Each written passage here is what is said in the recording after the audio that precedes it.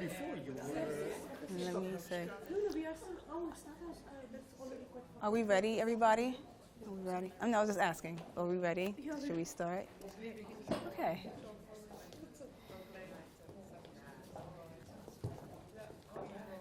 Hi.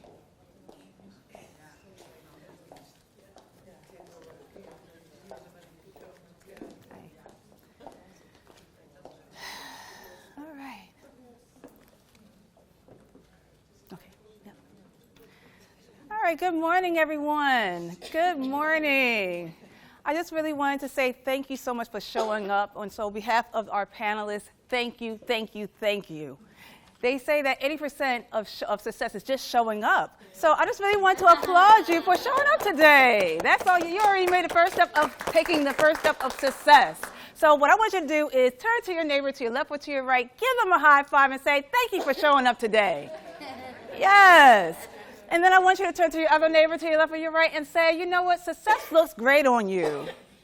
I can't hear you. You have to turn to your neighbor, give them a high five, and say, success looks great on you. Success looks great on you. And you turn back to them and say, yes, I know. So again, thank you so much for showing up to our panel today. My name is Dr. Sarah Renee Langley of Lead Her International in the US of A, and I'm here to help women leaders, not only tap into their limitless potential, but to go after their next. What is your next? What is your next? You know, it made me think about that. That is so powerful in thinking, what is your next? Your next step to success, your next step to relationships, your next step to life. But what is your next? We find oftentimes that sometimes we just don't know what that next is. What does it look like? But if we are going to position ourselves to be purposeful, powerful, and profitable, we need to know what the next step is.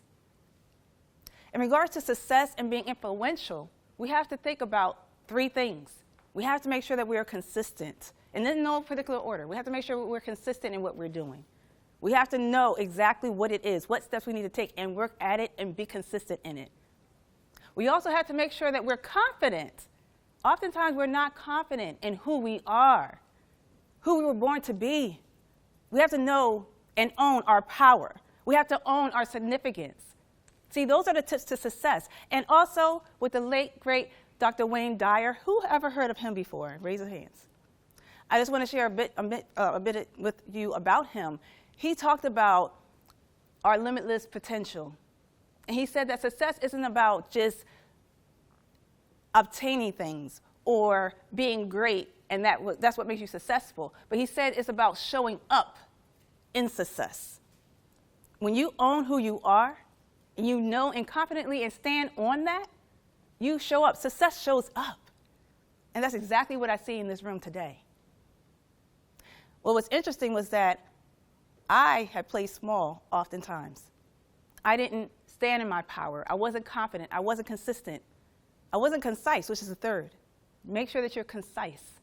Make sure that you are perfect. But, see, perfect is relative. You know, how can we ever be perfect? But in my book, I talk about being imperfectly perfect. See, we are imperfect, good, bad, and indifferent. But when we own that and be okay with it, and accept that, embrace it, and own it, that's when success shows up. So with that said, to make sure that the key influential factors of success is to just show up, be you, and be okay with that. As I mentioned, I played small oftentimes, and I would shrink back because I didn't think that I had anything to say. I didn't think that I had anything to offer to this world. But then I realized I was being selfish. I was thinking about myself, and I wasn't thinking about all of you. See, you were in my heart the whole time, and I didn't realize that until today, and this is why. Who loves gifts? Can I show of hands? Who loves gifts? Okay, I'm about to say, who doesn't like gifts? Raise your hand. Well, I love gifts, and the reason why I'm bringing this up is because I just want to say, today is my birthday today. And I just wanted to have an excuse to say that today was my birthday, but also because I love giving gifts. Yes, I love giving gifts. Now, at the same time, another key to success is that you also have to know how to receive. Especially as women, it seems like it has been challenging for us to receive. So for instance, if I was to say to you, you look so beautiful today. Oh my God, you take my breath away. What would be your response to me? Thank you so much. And that is awesome. Now, you were supposed to play this off. You're supposed to say, no, you look beautiful today. And then I was going to say, oh, but no, your hair is awesome. And you say, oh, but your shoes are to die for. And we'll go back and forth. And it would just, the thank you, the compliment would just not land because we would not receive. But I know for me, I had to learn how to receive. I've always been the one that was the strongest in my family. Always been the one that had to do everything for everyone. But then I recognized it was at my expense. That played part to me being small. That played part to me shrinking. But that also played a detriment where I was burnt out, maxed out, and stressed out. And that, in turn, had brought me to my last point. Ladies and gentlemen, we talk about, in my company, about being a limitless leader. And a limitless leader knows how to be successful. She knows how to be confident, consistent, concise. She knows who she is. She shows up in the world and understands who she is and who she's been born to be. She recognizes her limitless potential, and she goes after her next. So if you can oblige me real quick, if you can close your eyes. And I want you just to take a deep breath in and deep breath out. A deep breath in, a deep breath out. One more deep breath in, a deep breath out. Please open your eyes. I want you to free associate. The first thing I say, when I say, what is your next? I just want you to come up with whatever thought that comes up. What is your next? What I want you to do is turn to your neighbor. I want you to pick who's going to be an A, who's going to be a B. Can you please do that for me real quick? Who's going to be an A, who's going to be a B? Turn to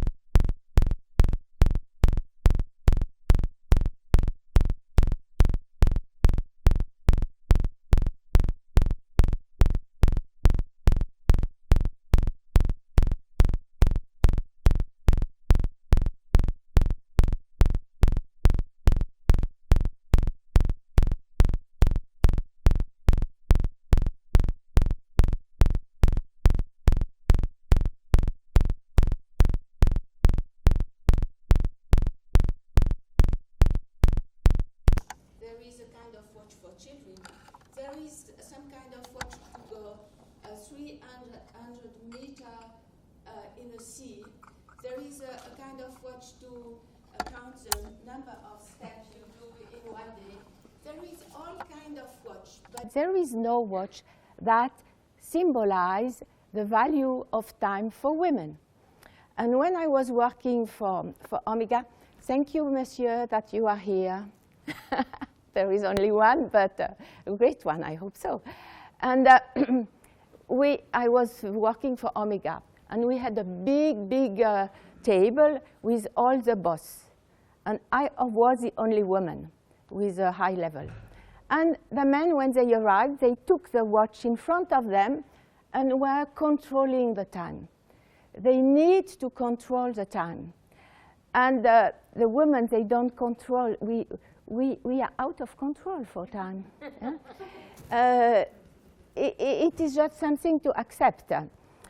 Because we do a lot of things parallelly, and excuse my English, but I think you can understand. Yeah? Okay.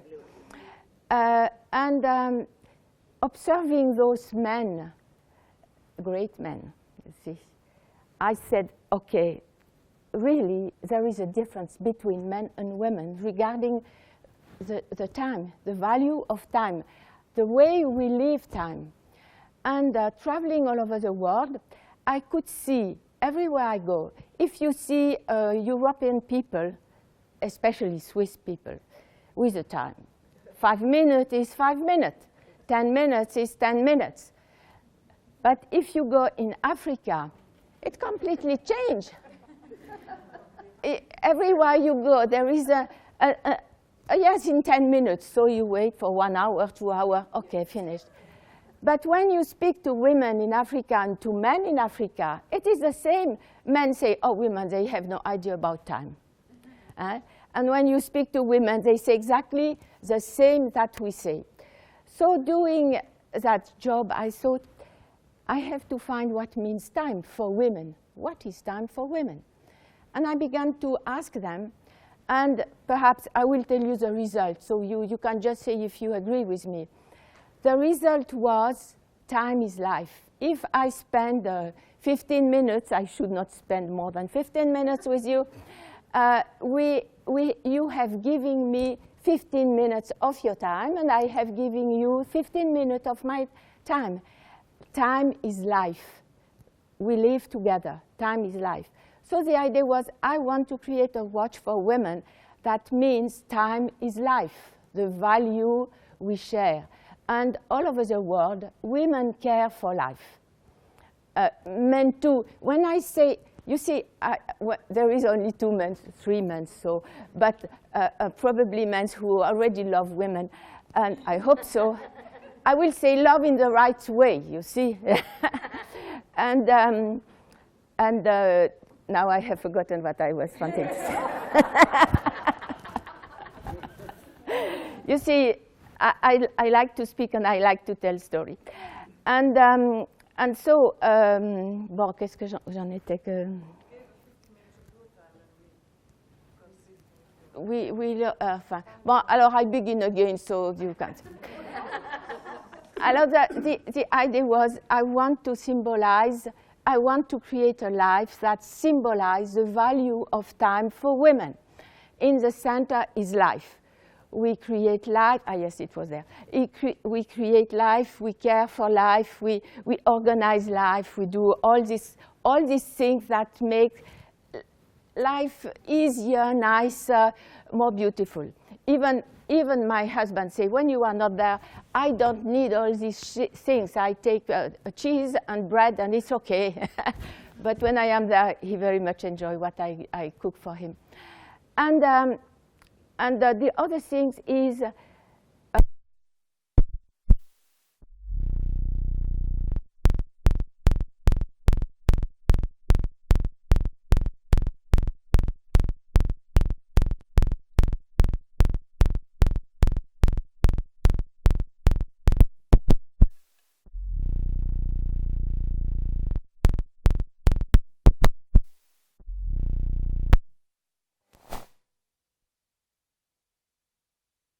the biggest footballer man, or I want to drive the quickest things, or I want to go to the moon.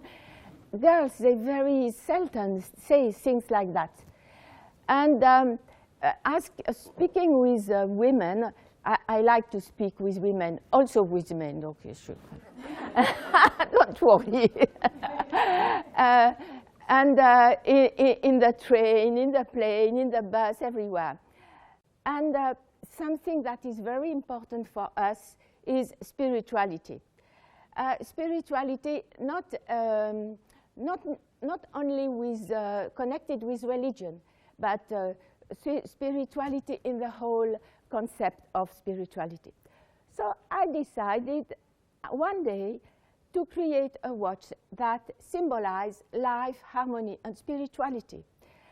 And when I went to the bankers, oh, can you, and I said in front of my business plan, I want to make what I love with the people I love, for the people I love. Can you make money with love? I can say I don't make a lot of money, but enough to survive, because my company is now soon 21 years old. But at least I love. I love what I do. I love with the people with whom I work. And I am very much involved in women issue, working for Omega. So I was involved inside the company as an entrepreneur and also very involved in women issue. But now, as I am the boss, men do what I ask them to do. And usually they do it perfectly well and with pleasure. I have no problem. But when we were saying the theme of the conference is our values, it is very important, if you do whatever you do, that to do what you love for the people you love, in the way you love it. If you love dogs, for example, you love dogs, so you can create something for dogs, whatever, something for dogs, because you are your first customer. If you love children, in fact, everybody loves children, but for example, if there is, but if your love is for children, education, you can develop something very special, because it is what you love to do, and you are perhaps your first customer, and you will know exactly. So I am a woman, and I have created a watch for women. And I have created in a very feminine way. Because when I created it, you say me, because I lost at the time. Okay. When I decided to create my company, all watch companies in Switzerland are men company. The manager, the CEO, everybody is a man.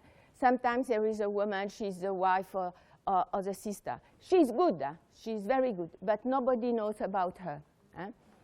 So I decided I create a watch, a company with the value I share and the value I will represent in what I do. So, and in marketing, after having this idea, I saw that it was a good marketing idea, because in marketing, everything must be consequent. Consequence, you understand what I mean? Consequent. If you do something wrong, everything collapses. So my company represents what it is. The watch has the same message, and I have to have the same behavior that I want to represent, so that it is very, altogether, it is going very well. And qu'est-ce que j'ai dit? Yes. I think perhaps you have questions, because otherwise I will overlap my time. Can you please tell us more about the concept of the watch for women? What does it involve? Yes. Okay. So you see, I am always a little bit scared to speak about a watch, because people after that say, oh, she wants to sell a watch. Sure, I want to sell you a watch. if you want one watch, I am there. But the symbol, alors perhaps if you are interested, I have, you see, because anyway, I never forget that I am a businesswoman. You have inside this leaflet, you have a watch. In the center, you have the diamond shape, which is a symbol for life. Over, there is a spiral. Spiral is a symbol for femininity. The stone is fire. Fire is a symbol for masculinity. And you have the infinity connecting masculinity and femininity in harmony. So it is a symbol for life, harmony, and spirituality. And my uniqueness, the uniqueness of the watch is the shape, which is very unique. I have a few, if you are interested to see after that. The shape, but also the possibility for you to choose each element. And what is really, really unique is if you want to symbolize something on your watch, perhaps here there is one example. This watch is for a woman who is involved in water, in the sea. And she has the dolphin as a symbol. And we have engraved a dolphin, and the eye of the dolphin is at the hour her boy is born. So the message is for her, that is the watch represents her passion, a mission, but also that she wants to give to her children, grandchildren, a world with a good water. And for each woman, we speak together, you tell me a few secrets, and sometimes people, they tell me, I never said that to somebody. You are the first one, and to whom I say that. And one of the good concepts is when I set a stone at the hour your children are born, grandchildren. So anywhere you go all over the planet, you have your children under your eyes. Voilà.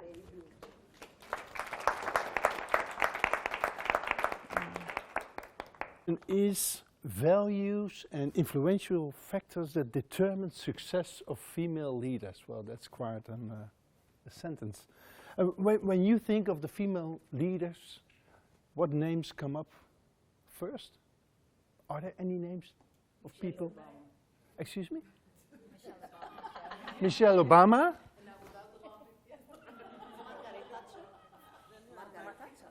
Margaret Thatcher? Yes, also? Okay. Do we all have a name without mentioning it? Does someone pop up in your mind? Okay. The person that pops up in my mind, the first person is my mother. And because she was a leader, she managed our family, she was successful, she managed me. That's what I call successful. And does any one of you know my mother? I'm pretty sure that you don't.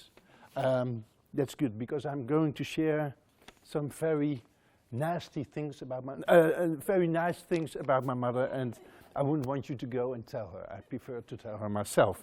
One of the things I remember from the time I was a young boy was a ritual, a daily ritual, when my father got home from work. And we had dinner together, my mother, my father, my sister and I. The four of us were sitting at the table. That's very special nowadays, I think. And during dinner, my mother showed her tremendous listening skills. She listened patiently, and she asked questions.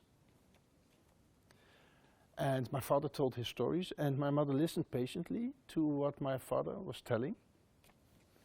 And she listened, and she looked, and she asked questions. And she listened, and she looked. And she listened to what my sister had to share about projects she was working on at school. And my mother listened, and she looked, and she listened, and she asked questions, and she listened, and she looked. And she listened patiently to what I shared about what was happening at my football club or what was happening at school. And my mother asked questions, and she listened, and she looked. And I think it was, I don't remember exactly, but I think it was when I was 13, 14 or 15 years old, that's the age when you get a bit cynical. Sometimes, oh yes, you recognize that. I was thinking that I'm pretty sure that most of the things, especially when my father was speaking about a big, important information project in the insurance company he was working at, I thought, you don't have a clue what he's talking about. So what are you doing? You ask questions, you listen, and you look and you listen and you ask questions, but you don't know what he's talking about. And I'm sure she didn't. I'm convinced she didn't, because that didn't matter. That didn't matter. That wasn't what she was listening for. She didn't have a clue about the projects in school my sister was talking about, I was talking about. She wasn't interested in the content of our stories.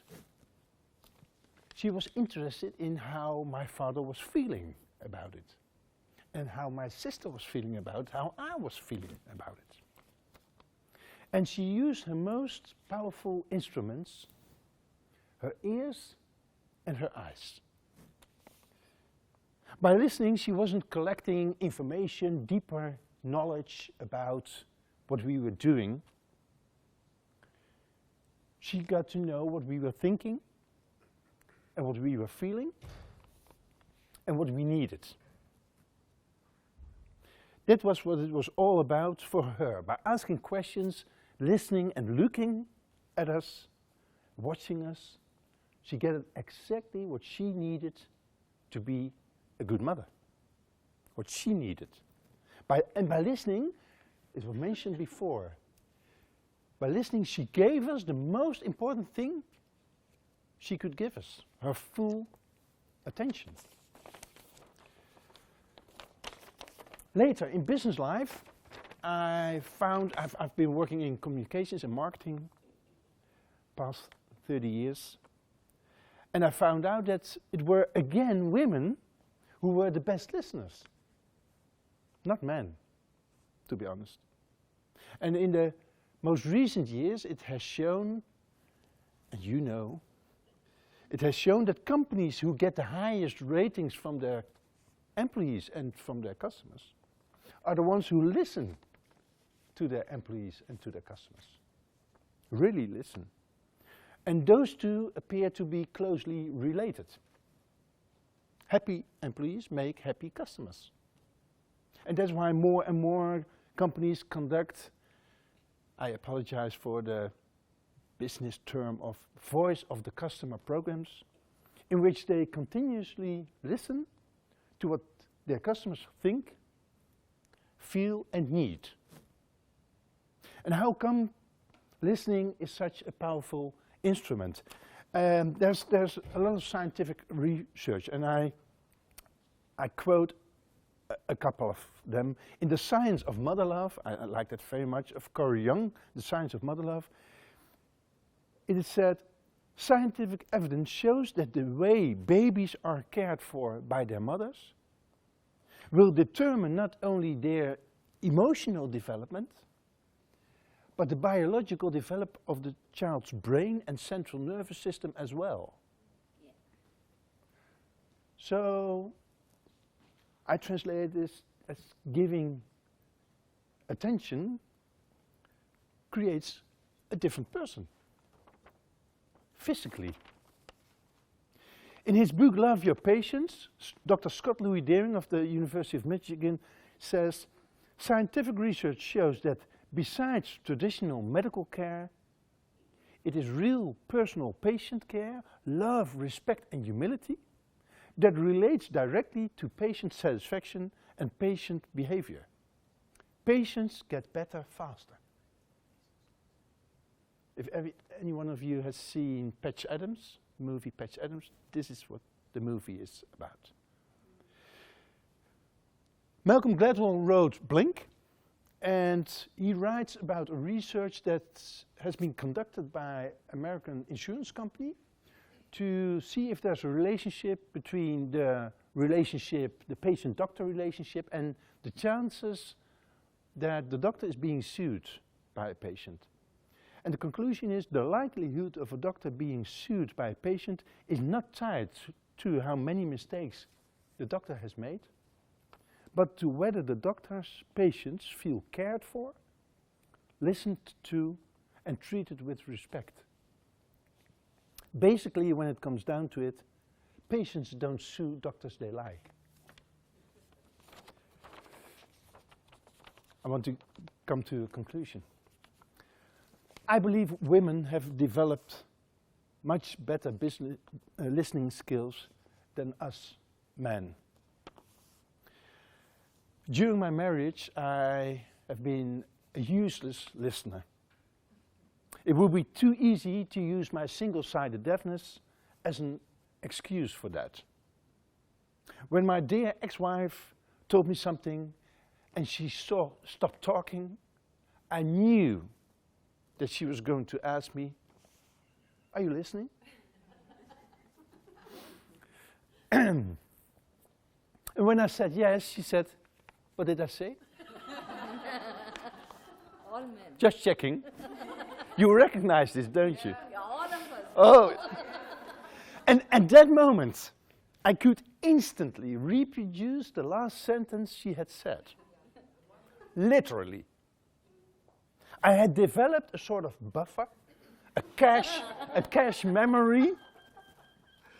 And it was until I reproduced that last sentence that I really heard myself saying what she had said. We divorced 6 years ago. And I started learning what listening is and how to practice it. And now I practice it with her, my ex-wife, with our sons, with my mother, knowing that I will never be as good a listener as she is, never. By nature, you, women, are far more caring, more understanding than us men. And we need you to learn that. And I believe that has to do with the fact that you women give birth to new life, not us men. I don't use it as an excuse. I really believe women could play an even more important role in business, in politics, than they do now. There certainly are more reasons, but for sure, this is one thing women tend to do much better than us poor men. Listening. Because listening is about caring, is about not judging, is about forgiving.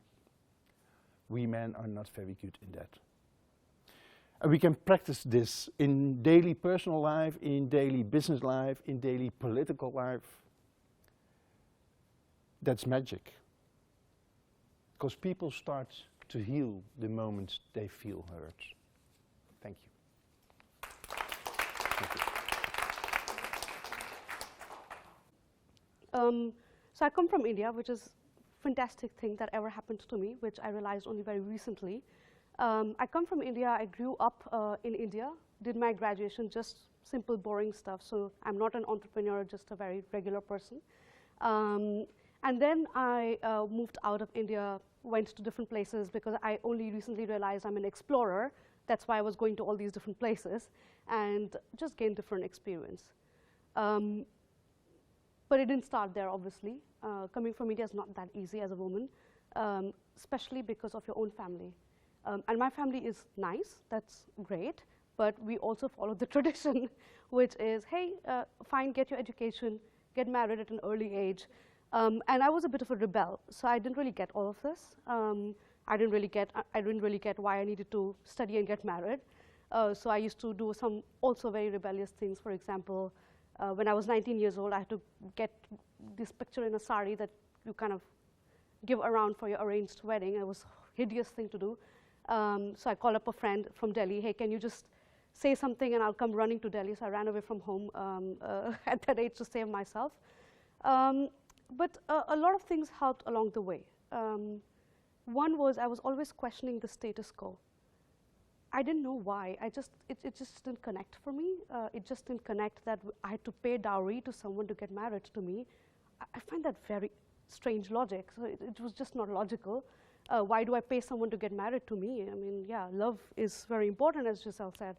And as I started working and making okay money, I realized, hey, someone should pay me money to get married to me, not the other way around. So didn't really make sense. And when I was in university, it was very interesting. I had a lot of friends, both guys and girls. I was a pretty normal social person. But a lot of my guy friends walked up to me and said, Megha, you're studying too much, because I was doing 3 degrees at the same time. I thought it was a piece of cake, to be honest, because the courses matched. So it was no big deal, per se. And I said, what do you mean by that? I'm okay. My health is okay, so don't worry about me. He's like, no, but who's going to marry you? If you have 3 degrees, who's going to marry you? You're overqualified. Really? So as you can imagine, I unfortunately decided not to marry an Indian guy. So I'm married to a very nice Dutch man who really understood where I was coming from. And I think I kind of made my life slightly easy. So I love I love Indian men, of course, because they're very caring.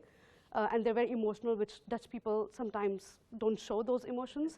But we are polar opposites. But that helped, because I didn't have to fight for my ambitions. I could just go do it. And for instance, my husband and my child, some of you probably met both of them. They were here last night just so that I could be here, because Friday nights are family nights. But I went to McKinsey. So I started working with McKinsey after my graduation at the lowest level. Only the watchman outside was getting paid lesser than me. So that's where I started. And then, yeah, I just work hard, just normal like other people. Just worked hard and moved up, just got different experiences. And I came to the Netherlands about 5 years ago. Last year, I joined at Booking, heading strategy and product there in a global role. And it's fantastic. All of this is great. But of course, like all of you have faced it in corporate world, there is a lot of issues with when you're the only woman in the room. And I want to share only one incident with you and how I deal with these kind of situations. I was 28 years old. And I remember in McKinsey, you usually have, it's a great company, but we do usually have the typical profile of a consultant, which is tall, European, white, gray-haired, 50-year-old, 50-year-old man, unfortunately, and quite suited up, and you can see how I don't really dress up very suits. I'm a pretty informal person.